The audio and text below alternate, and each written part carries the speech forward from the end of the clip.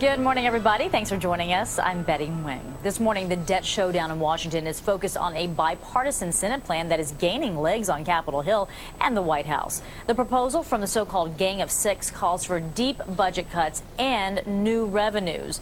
Joel Brown is in Washington. The debate over that House-passed budget plan sparked an online outburst from a freshman congressman. During remarks on the House floor, Florida Democrat Debbie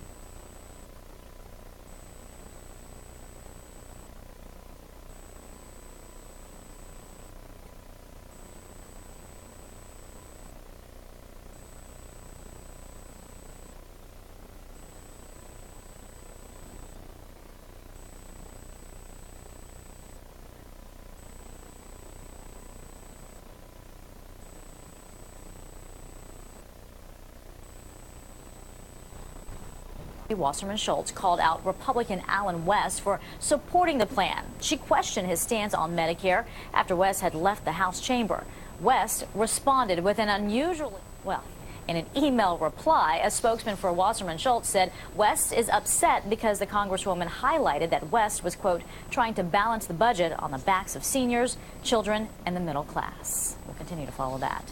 Republican presidential candidate Michelle Bachmann confirmed she suffers from migraine headaches, but denies they leave her unable to perform her work.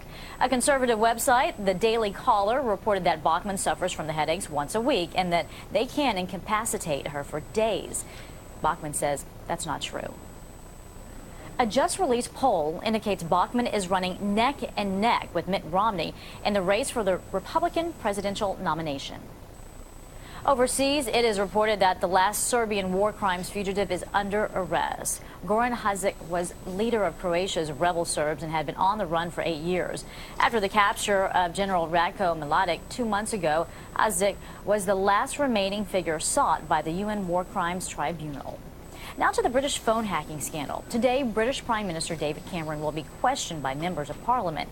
Yesterday, Rupert Murdoch, his son, and former chief executive were questioned.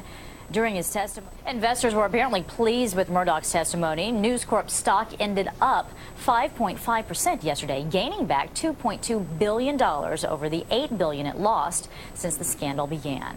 Just ahead on the morning news, American Airlines gets set to make a big and expensive announcement. Plus, it may not be as hot as molten lava, but it sure is close.